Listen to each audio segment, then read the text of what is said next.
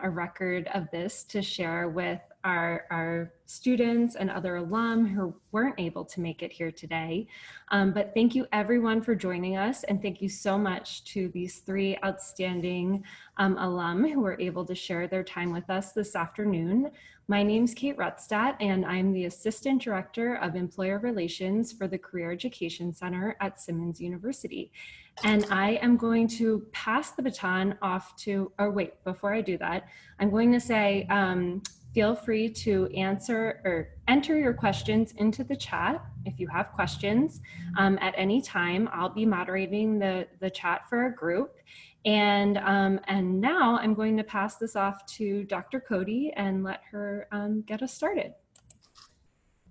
Okay, thank you, Kate, for that introduction, and thank you to the Career Education Center for hosting this immensely timely conversation. So my name is Dr. Nakeisha Cody, and I am an assistant provost here at Simmons University, and welcome to Life After Simmons, a Shark alumni panel. And so based on the introduction and based on the title, we are going to be engaging three esteemed alum from Simmons, and we will specifically be focusing on their experiences with job searching during a recession, and their strategies for thinking creatively about their career development, not only, I assume, finding a job, finding employment, but also probably excelling a little bit in the workplace as well. So what I want to do, I want to introduce the panelists. I want to get into the question and answer. I want to introduce the panelists. I want to ask the panelists some questions around the topic and theme of the conversation today. And then I want to open it up to the audience for Q&A. So please feel free, if you have questions, to put them in the chat. Our wonderful moderator, Kate, will be fielding these questions and will be feeding them to me or asking them herself to the audience, to the panelists. So I would like to introduce the panelists, and I will start with the order in which I see them. So we first have Rebecca Crosswaith. She received a BA in International Relations at Simmons, and she currently serves as an immigration constituent liaison. Next, we have MK Quigley, who received a BS in mathematics in 2013. She's a senior data visualization analytics consultant. And last, we have Nikki Brown, who received a BA in Communications 2010, and she is a senior beauty editor. Okay, so we've introduced everybody, and I'm going to get into the questions. Okay, so let's start with the issue of recessions and securing or finding employment. So due to the recession in the 2010s, did you have trouble finding a job after college? And so let's start with Nikki Brown. Can you just talk about your experience finding employment during the 2010s recession? Sure. So I was a transfer student into Simmons. I came towards the second half of my college journey. So by the time I got in there, I was like extremely focused. I had like done all my partying, etc., like at the other school that I ended up not loving. So when I got there, I was like very set on what my goals were and what I was there to do. So I was actually fortunate enough that I sort of leveraged my internship into a job position by the time I graduated. I interned at the Theater Offensive. It's actually in Boston and Cambridge. They're a nonprofit theater company that serves the LGBTQ+ community. So I started out as an intern there, and I assisted the artistic director, Abe Rybeck. I did pretty much, I didn't work in one department there. I sort of just helped out everywhere. And it was really great because it was such a small company. I got to be really hands-on and learn so much. And I was a part of the strategic planning process for the Theater Offensive, which included sort of restructuring their team. And I saw an opportunity there that because they didn't have anyone doing like their marketing or PR or just like general communications, they had a development associate, but that was about it. So I brought that up to my, to Abe, my supervisor, and he basically gave me a shot to try the job out and see how it went. It went really well. I started out full-time freelance. And I was there for about a year. I also ended up moving back to Cape Cod, where my mom lives. So I was commuting to Cambridge a couple days a week and also working from home. And I also got a second job working at the mall to save up money to move to New York because that was, my ultimate goal. So I was working at the Theater Offensive, and then I was also job hunting simultaneously. The job hunting process was extremely difficult.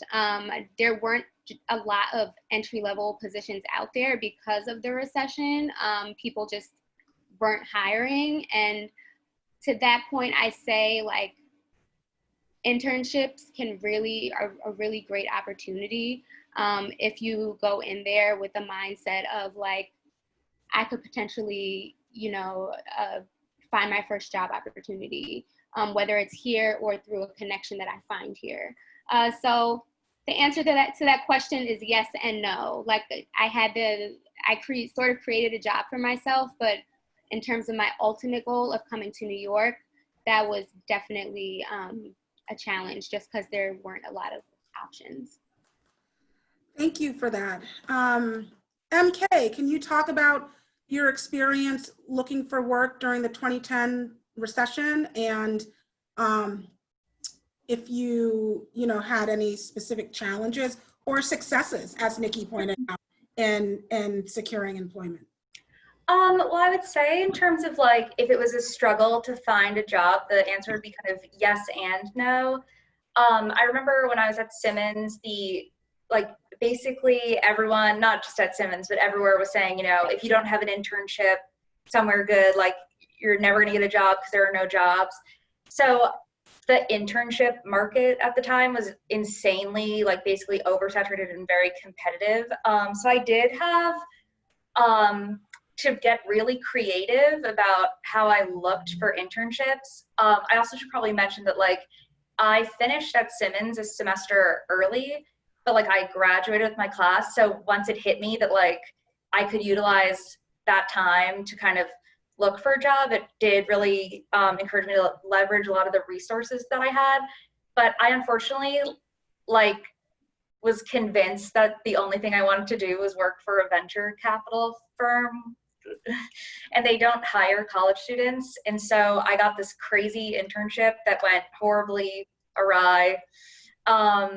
And through that experience, which was very negative, I was actually able to learn about another internship opportunity at EMC, and that was my first kind of big opportunity. And then I ended up getting hired there out of school for pending, for when I graduated. But I think because I was willing to work as an intern for a full semester after finishing college, which I feel a lot of people would not agree to do, because I was working full time but being paid as an intern. I do think that really helped. So just get creative. Okay, thank you. So getting yes and no, a theme that Nikki talked about as well, and getting creative. Rebecca, what about you? Did you have trouble finding a job during the 2010 recession? I've got to admit, I've got to agree with MK and Nikki that, that creativity was so important. So kind of yes and no. It took a few years for me to be able to navigate into, the field that I studied for, and, to find kind of, work my way closer to that dream job. But out of school, I ended up volunteering for AmeriCorps.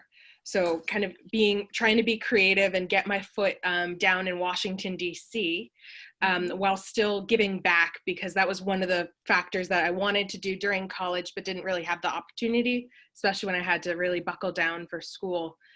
So by doing AmeriCorps, I was able to volunteer, but also I was sure to kind of network down in DC to see whether or not that was something that I would be interested in pursuing, as far as, politics on the Hill, and, really networking from there. Okay, great. I'm going to go a little bit off script here. And some of you, all of you really talked about the role of volunteer opportunities with AmeriCorps, or internships with EMC, or Theater Offensive. Can you talk a little bit to the panel about how you found these opportunities specifically? Because in many ways you were able to leverage or turn these into gainful employment. So can you just share with us some strategies for locating these opportunities that can essentially be leveraged later on? How about we start with Rebecca? Sure. So I actually, and I'm not getting paid for it, but I actually use the Career Education Center. I believe at the time they had a website with a lot of different links to job opportunities, or really job boards, and, starting out in your career, kind of really don't know where to start. So I started there and was able to kind of somehow navigate into the world of a little bit more of international relations, and seeing job opportunities there, and again, more volunteer positions. But yeah, I was actually able to find it on, through some websites and just kind of like general searching. And can I just jump in there a second? I would say, Rebecca, thank you so much for the genuine CEC plug, and to all of our participants that are here today. The CEC is still very much like open and active over the summer. So we have our career coaches who are also in this webinar, and there's still tons of information on our website. So that is a really good place to still start. And I'll drop some links in the chat too for everyone. So thanks. So thank you for that, Rebecca. MK, any recommendations around locating or securing these volunteer or internship opportunities? How can folks be proactive in identifying them? Well, it's funny that this question is asked, because when I told my academic advisor at Simmons, Donna Beers, when I was a student, that I found an internship on Craigslist, I think her response was literally like, I don't think that that's a safe idea, because like the Craigslist whole drama had just happened. But yeah, basically you just have to get like really innovative, or like, I guess like self-enterprising in how you look for things, because internships, like the one that's right for you, where you can stand out, I think it's rare that would ever be just like presented to you and not 100,000 other people. So just doing like a lot of like deep searches, maybe not on Craigslist, but yeah, I just literally tried searching like every single website I could think of, and just like would make up crazy keywords that were semi-related to what I wanted to do. Because once you get that one internship and you meet people and you get like some basic skills, it will lead to other internship opportunities, which could then lead to a full-time employment. Yes, and Nikki, how about you? Sure. So I'm going to actually answer this question sort of past and present, because I just accepted a new job opportunity at the company I work for, which I can share more about with the next question or discussion. But back in my, when I was at Simmons, how I found my internship, I worked at the bookstore the entire time that I was at school. And so I always had my eye on like bulletin boards and things like that. And that's honestly how I found the Theater Offensive. There was a flyer on a bulletin board, I think honestly just outside of like my internship class. And so I grabbed it and I sent an email, and they got back to me. I think I interviewed twice, and then I got it. And simultaneously, I was also looking on Craigslist, but this was like back in 2009, 2010, when like right before Craigslist got like extremely sketchy, like people were still using it to find apartments and things like that. So I was doing the Craigslist thing, and I was also like just keeping my eye out for stuff as I was walking around campus. So don't ignore the bulletin boards. There's actually really great information on them. And then in terms of like now 2020, I think nothing beats just old-fashioned, like just applying for things. I feel like networking is extremely important, especially in digital media, but don't underestimate the power of like looking on LinkedIn, going on a company's website and just applying. Like if you are prepared and you have the skill and your resume is on point, like, those opportunities will eventually find you. So when I moved to New York, I had a marketing job and I got laid off. So I ended up having to wait tables while also, to sustain myself. And then I ended up looking for an internship. And again, that's how I found it. Just like, what do I want to do?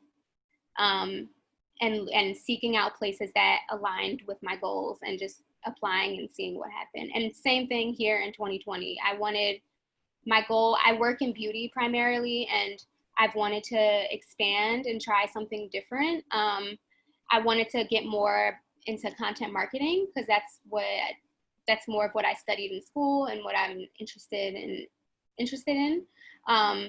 So I just started, like, I redid my portfolio site, I redid my LinkedIn, my resume, and I just put myself out there and started applying for content marketing jobs and started interviewing and meeting with people and using my own connections. So there's no like magic sauce for me personally. Like it's just a matter of like being prepared and putting yourself out there and being consistent, whether it's 2010 or 2020.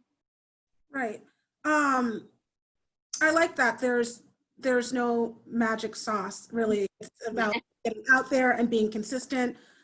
Perhaps some of the other panelists, Rebecca or MK, can also speak, can also inform us or provide us insight on how to approach, really how to approach the job search during this time of scarcity and or recession. Are there other strategies, frameworks, creative thinking that we can learn from, either that you employed, as Nikki was sort of talking about, or that your peers and colleagues might have also utilized?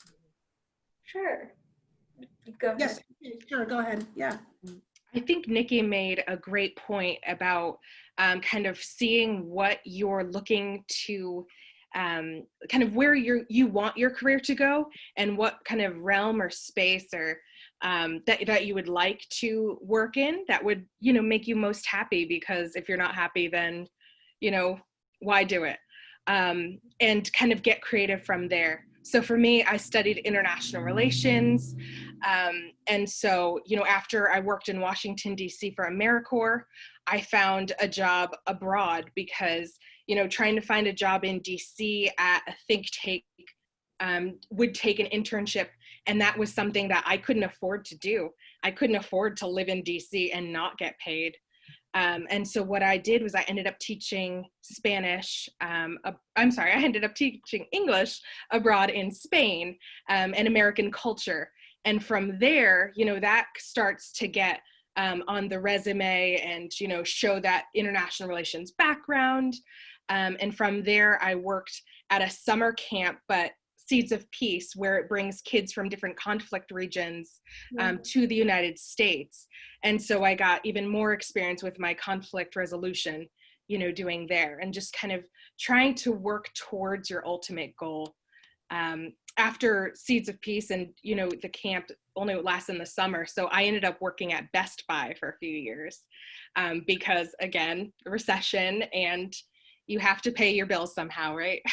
But I was able to, and I think a big point is also being creative with how you market yourself when you're going to job interviews. So I was able to take, working and selling computers and spin it. So I got a job at Travelers Insurance afterwards, and was able to kind of incorporate like all the skills that I was able to learn at Best Buy into kind of not necessarily more stable career. And then from there, a few years later, I was able to catch the eye of Senator Blumenthal's office and be able to work in immigration and finally get my way to, the background that I was looking for. So it takes some creativity and kind of, massaging your resume and, creating and making choices specific for what you think would make you happy and what you're interested in.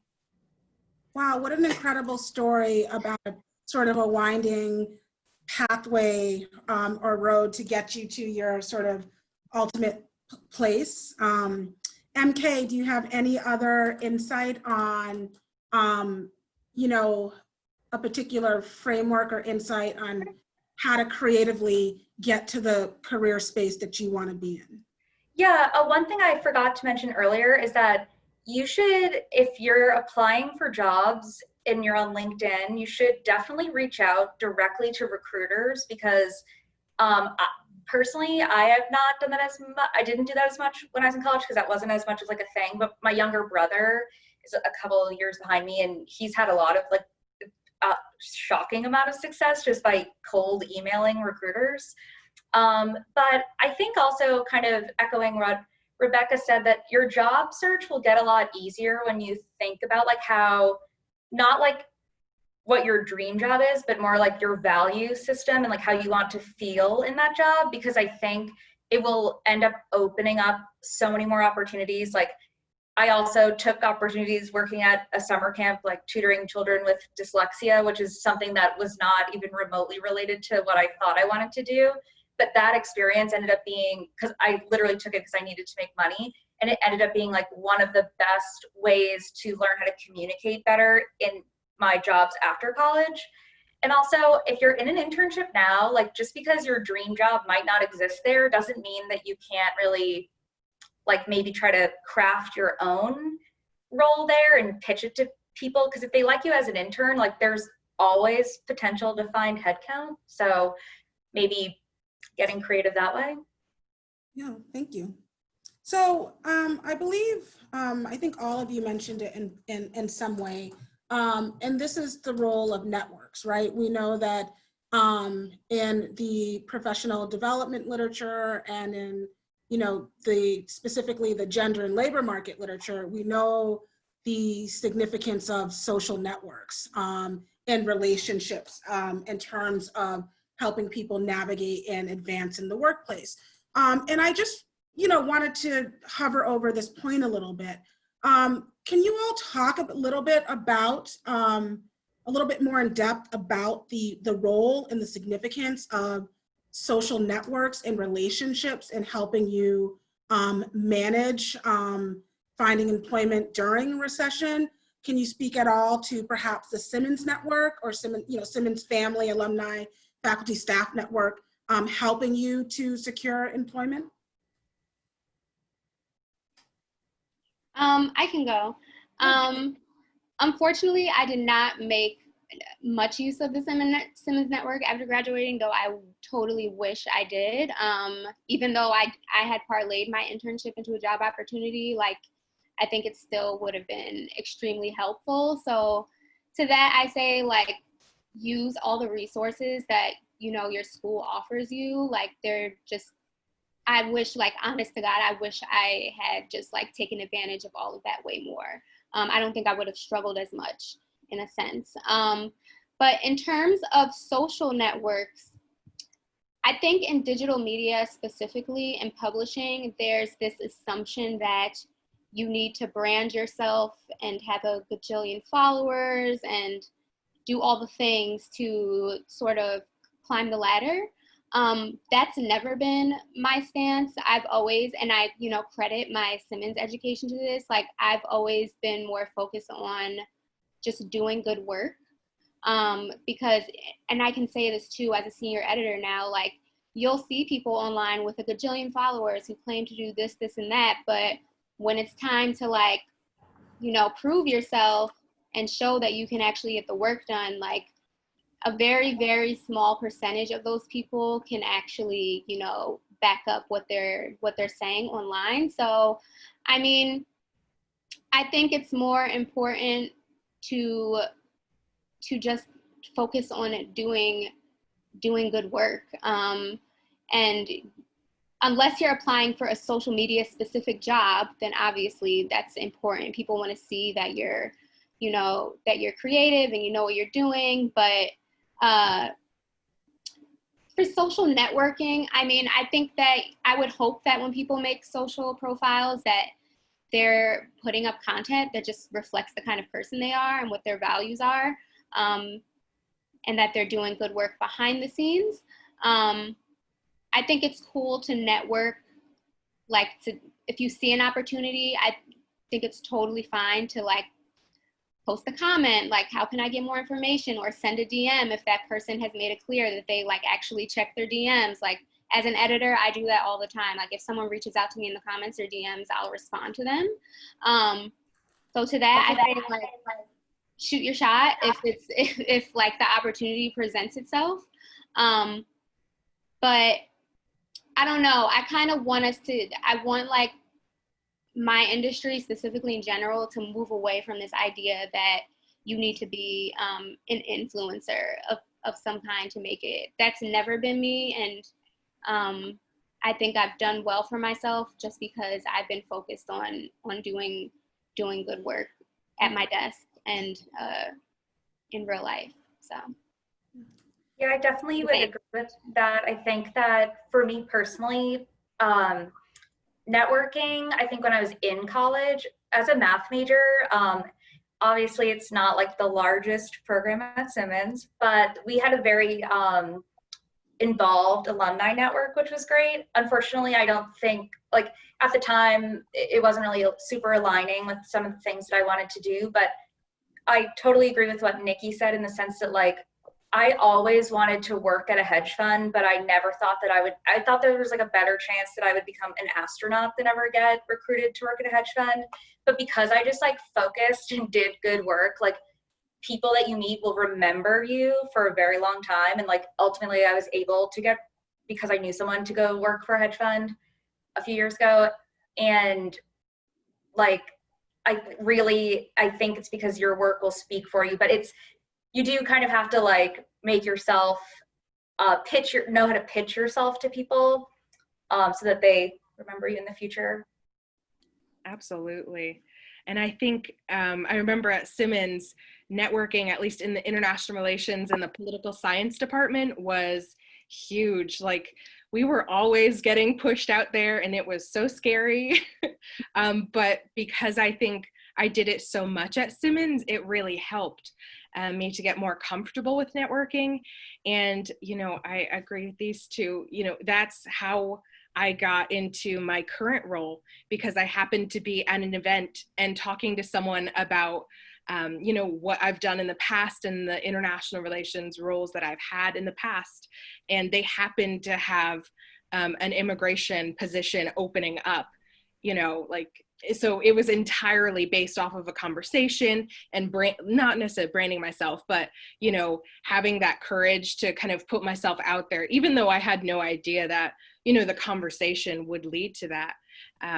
But networking, I find, building relationships with people is really important. I think that LinkedIn is a great source. And I think I've mostly utilized like the Simmons network as an alum.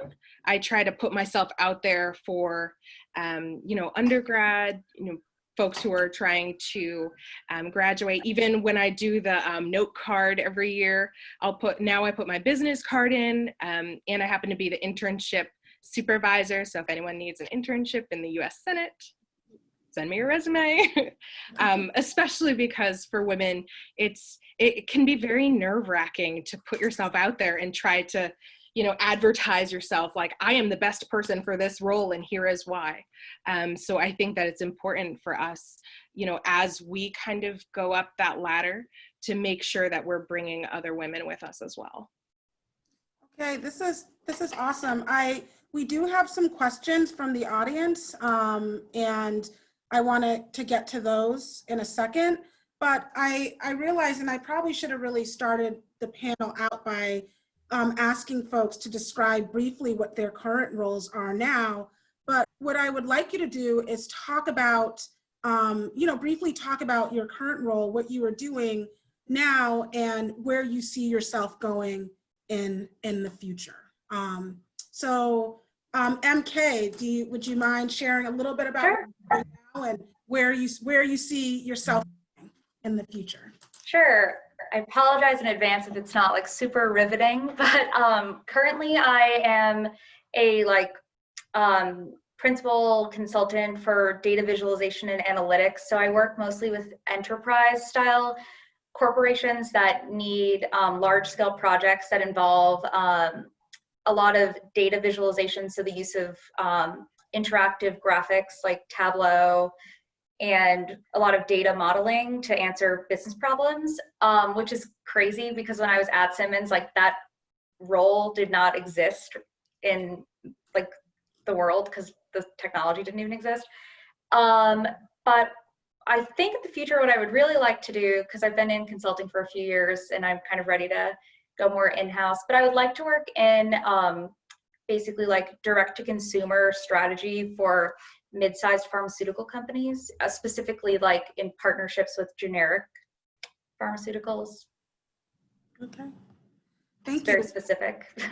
That's great. Rebecca, what about you?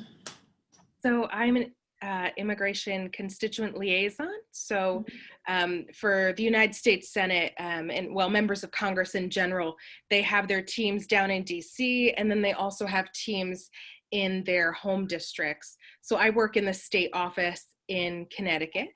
And what I do is essentially I'm one of the people behind the scenes doing the casework for the constituents of Connecticut. So for immigration, I will help people get green cards. If they have a family member they want to come to the United States on a visitor visa, we'll kind of help with follow up and kind of that administrative stuff. I do everything from helping try to stop deportations and, working against ICE, working against ICE, doing all sorts of things. If someone is about to apply to become a US citizen, I'll try to help with that process. One of my favorite roles is to attend with the senator to naturalizations. I know those are some of his favorite part of his job, and they're definitely the favorite part of mine because you get to see, the newest US citizens, and especially in my role, knowing that how hard they've worked, how many years they've put in, if they were refugees, depending on their country.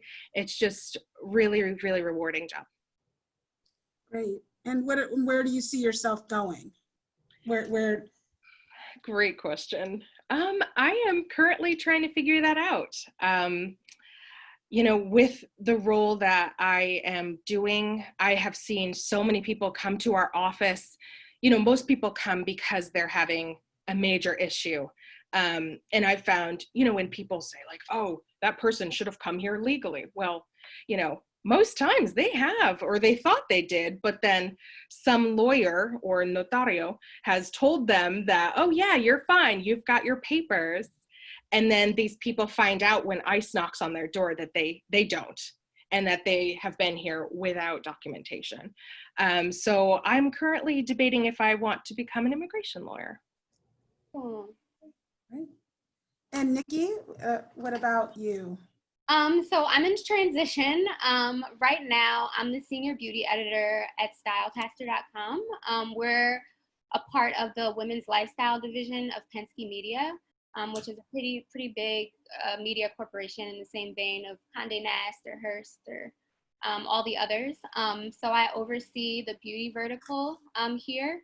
Well, not here, I'm at home, but for the website.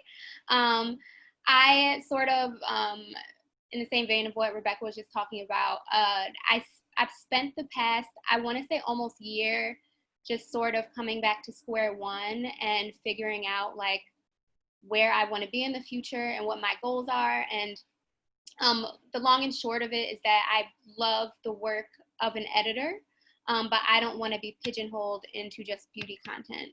I want to be able to be an editor across any category and to just grow my skills from marketing to writing, et cetera, et cetera. So I began that transition pre-COVID, again, by just like updating the portfolio site and building it in a way that like says, my resume has beauty all over it, but I have transferable skills that can apply to anything, and doing all the things in the applying. And I found a job and I got a job offer with a cloud-based software company doing like content marketing for B2B business. And I went to put in my 2 weeks with my boss in my one-on-one, and she told me, if you can think of a position, even if we don't have it, that is more aligned with, you know, what your goals are and where you want to go. Like, she's like, I know it's a long shot, but just like, let me know. And I was like, yeah, I think that's a real long shot, but I'll like take the weekend to think about it and let you know. And then the CEO of She Media reached out to me and said she was looking for an editorial director for Blog Her, which is our sister brand. It's an empowerment platform for women, content creators and small business owners. And they do mainly live events, but obviously now like they're all virtual. And they had been needing someone to just like spearhead all of their content and sort of manage that. They hadn't even put out the job posting for it yet. Like it was all put on pause because of the pandemic, but I was like, okay, that's interesting. So I like, it all happened so very quickly, like within a week and a half of just like lots of conversations and a lot of negotiating, which I still suck at. I'm still learning how to talk about money in like a more confident way and make sure that like all my asks are on the table. But I'll be transitioning into that role in a couple of weeks. My last week at Stylecaster will be technically next Friday, and then I'm taking a week off and I'll be starting my Blog Her job the week after that, which is like super nerve-wracking and exciting because it's a big job and it just came out of nowhere, but I'm gonna roll with it and see what happens. And I'm still like, I get to freelance write elsewhere if I want, and flexible work scheduling. Like I was like, this is my opportunity, like to just like anything I want in a dream job, like I need to just put it on the table. So I was like, let me know what you think of all this. And they surprisingly like said yes. So to that point, like I would say like, don't be afraid to like put all that stuff on the table. Like the worst that they can say is no. And like, I didn't get the salary I wanted, but I negotiated a bonus. Like, so like you can work around things, but you have to be able to just like put it on the table at the same time. And I'm also starting grad school in September, so pray for me. But yeah, it's all like it's a really bizarre and exciting time for me. And I'm grateful to work at a place like a woman-run company where like they value the people who work for them and do what they can to like make them happy and help them to grow. Great, thank you for sharing. Very inspirational.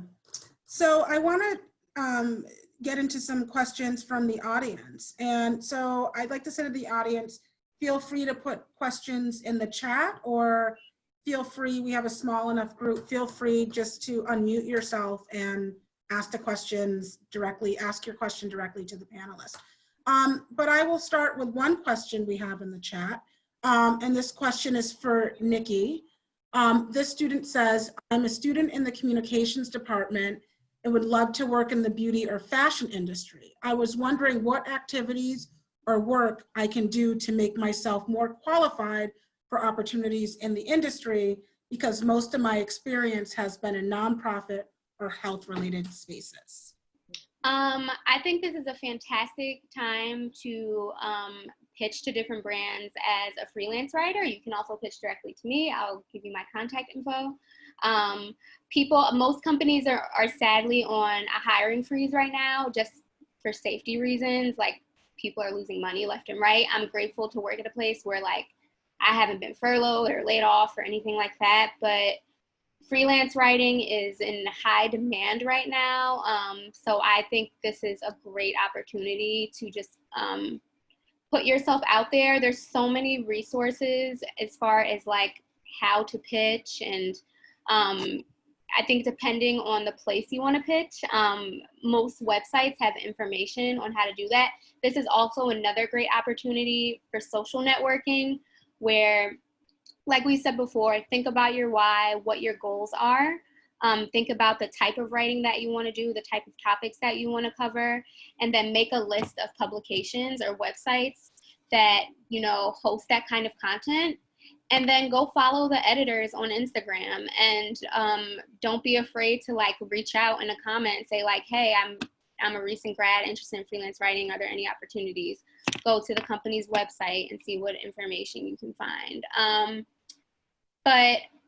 And then also, and this sort of like goes against what I was saying earlier about like not branding yourself on Instagram and other like social networks, but if you don't have a lot of experience in the industry, I think there's an opportunity to think of creative ways that, you know, are still true to who you are, to like showcase your fashion and beauty interests through your like online profile. So that doesn't mean you need to post fashion and beauty news on your feed every day, but you know, you can get creative and just think of different strategies that might work for you. But the long and short of it, this is a good time to just put yourself out there and just pitch people and start a blog too. I think blogs are like coming back. Like I feel like they had a moment where like people were like, blogs, that's so like early noughts. No one does that anymore. But I'm working for a brand called Blogger, so this is also a great time to just start creating your own content. And you don't have to do it every day. I had like a silly little blog when I was in Simmons, but that helped me to get an internship.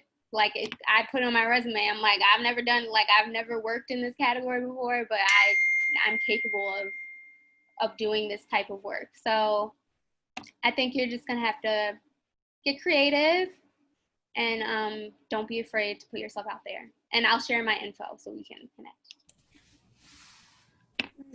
Nikki, that's wonderful advice to share with everyone. And I also wanted to remind like the students and young alumni who are on the call, if you still have your simmons.edu email, you have access to LinkedIn Learning as well. So that's like a little bit more like formal kind of, self-paced learning, but you could still take advantage of that and put that on your profile, put that on your resume, and that could be another alternative if you're looking to build some skills while you're outside of the classroom. I highly recommend building a portfolio site as well. I hadn't made one, I think, since I graduated school. And it was like such a daunting task for me. And I was like bracing myself for doing it this time, but I actually enjoyed doing it. And I got it done in a weekend when I just like hunkered down and focused on it. I did it through Wix. They have like really cute templates that you can like customize, and it's easy to move around. So a portfolio site is a great place for like your CV, a cute little about me page. And then if you want to put a blog on there and start writing stuff, you can do that too. Thank you. Are there any other questions from the audience? Participants? And I would say don't be shy, and also use this as an opportunity to network. I mean, you have two alumni here that offered to, send me your resume. They'll share their information. So when you do introduce, all three. And so when you do introduce yourself, maybe say, your name, your year, and what you're interested in doing, and as well as your question. And feel free to chat too. We can keep this anonymous if you want. Well, perhaps while the audience is thinking and formulating their questions, and if we have undergraduates specifically on the line or in the call right now in Zoom, I'd like just to talk briefly about the Passionate Leaders Project initiative at Simmons. Kate, can you put the link in the chat, or is it? So Kate will put the Passionate Leaders link in the chat, and you are welcome to click on it and explore it at your leisure. But about 1 year ago, Simmons recognized the need for students to have greater access to applied and or experiential learning opportunities. So the university established what is called the Passionate Leaders Project, which offers up to $4,000 for undergraduate students to engage in an experience in a learning opportunity beyond the boundaries of the traditional classroom. So we might be talking about an internship, a study abroad experience, a research opportunity, a volunteer or service opportunity, as well as a creative endeavor. You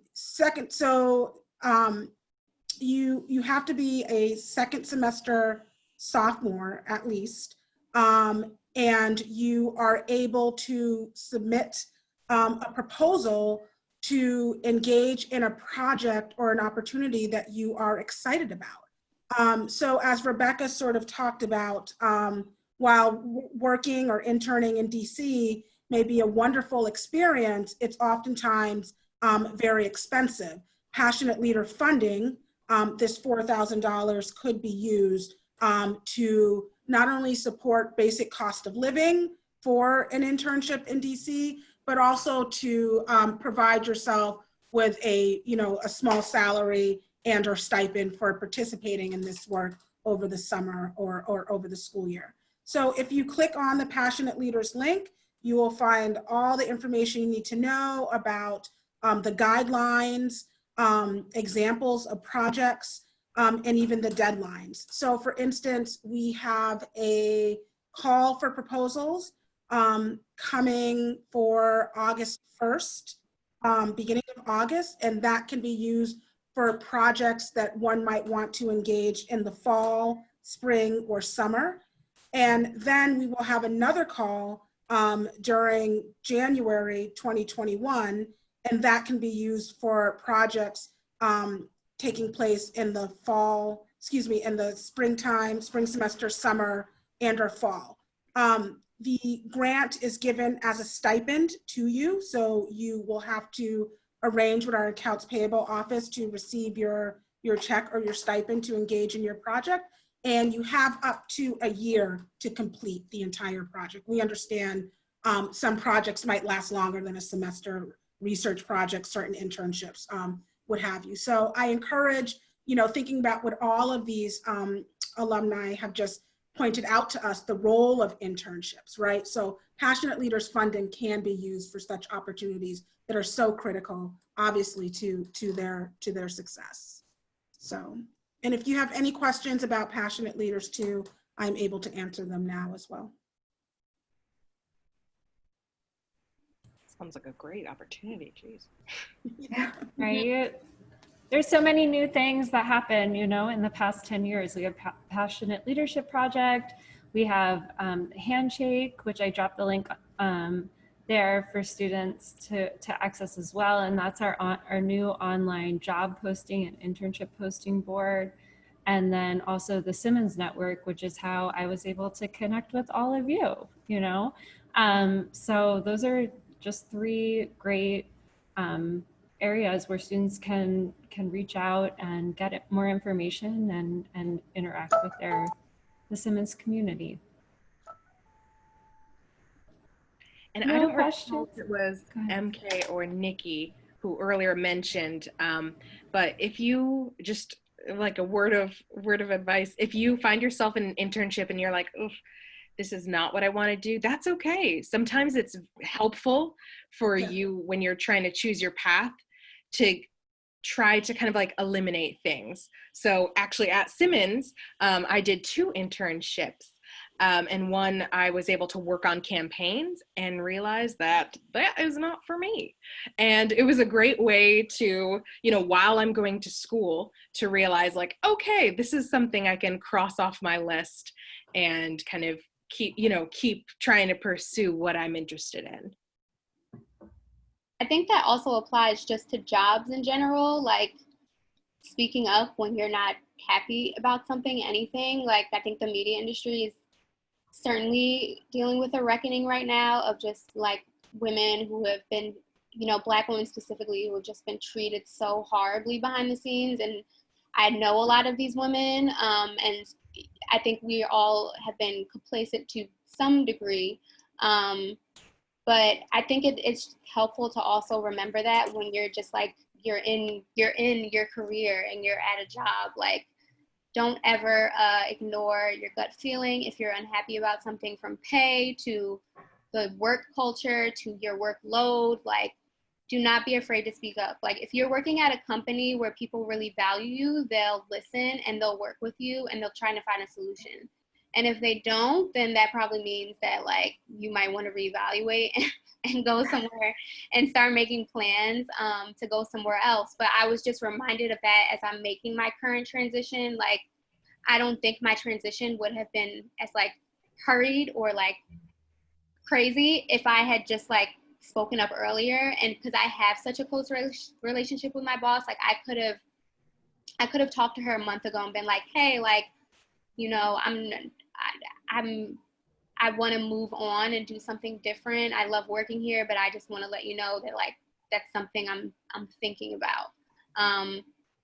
And granted, I don't you have to have a certain relationship with your superiors to do that. Like, I wouldn't recommend doing that at a job that you hate necessarily, because they can mess around and fire you or replace you before you're ready. And you use your own judgment with things like that. But the long and short of it is like, never be afraid to speak up, which is easier said than done, but it's just, good to remember, I think.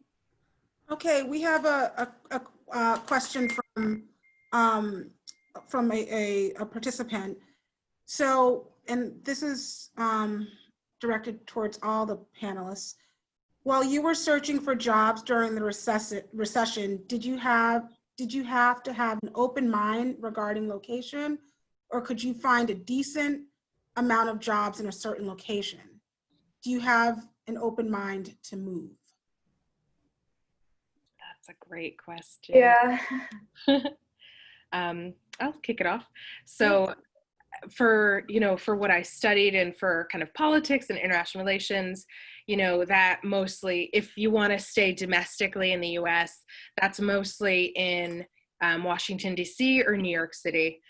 So that's where I was initially looking. If I could have, in my mind, I was like, there's nothing in Connecticut that's going to keep me near my family where I can still, do what I want to do. Turns out there was, I just didn't know.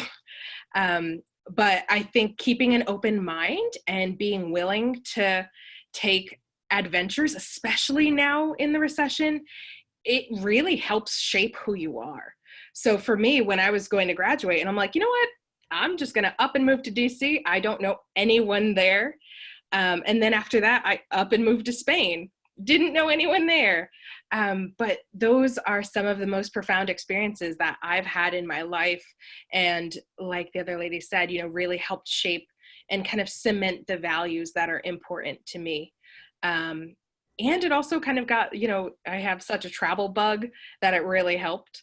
But, being able to immerse yourself in other cultures or even another part of the country, it's just it's really exciting, even though it's scary, but it really can help lead you to where you're meant to be.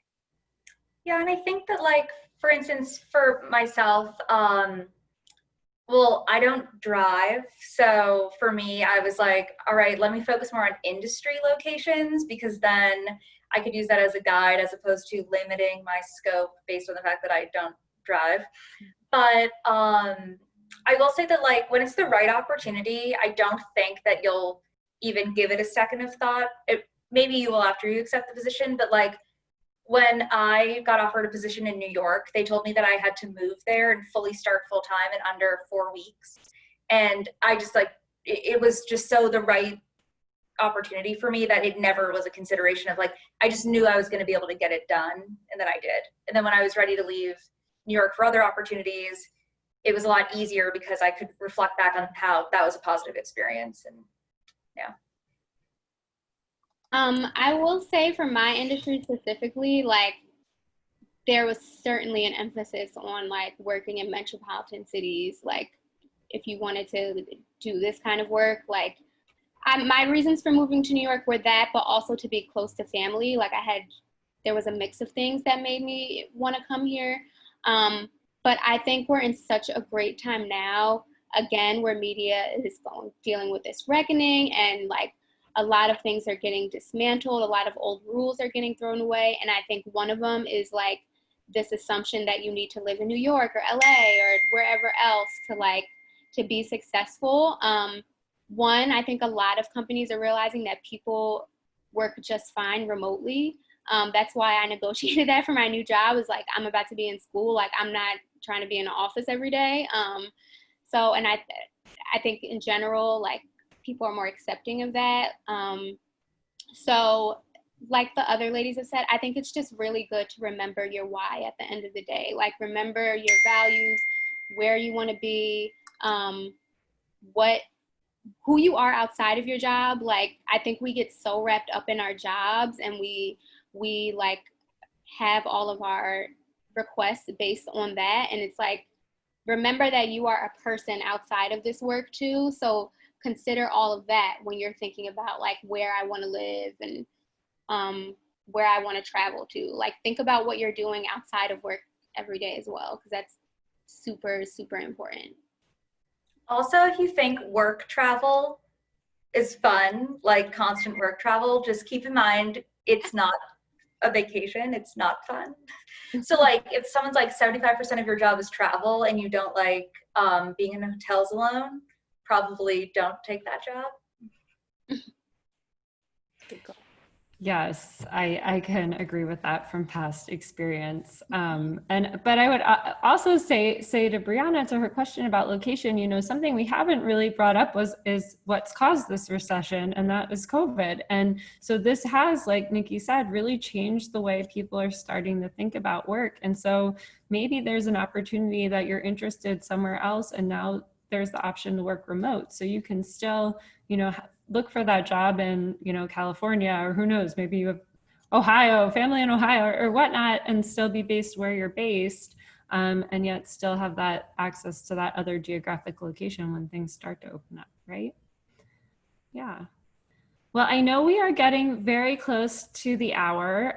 So I just would like to say thank you to everyone who came this afternoon, to our panelists for giving up an hour of their time during the workday to participate in this, and for Dr. Cody for moderating and doing such a wonderful job and sharing with all of you about the Passionate Leaders program. You know, there's a lot of exciting things going on at Simmons, and so we're so glad that our alumni are engaged and willing to come back and support our current students. And thank you, you know, once again for making this event a success. Thank you so much. And you all are a real inspiration and such a benefit to have to the Simmons Alumni Network. I know I will be in touch with you, all three of you, to think about doing some work with some of the scholarship programs that I oversee. You are truly a wealth, you know, a well of wisdom. So thank you, and I guess this concludes our program. So feel free to reach out to the panelists too. They're very generous with their time as well. So thank you all. Thank you. Thank you.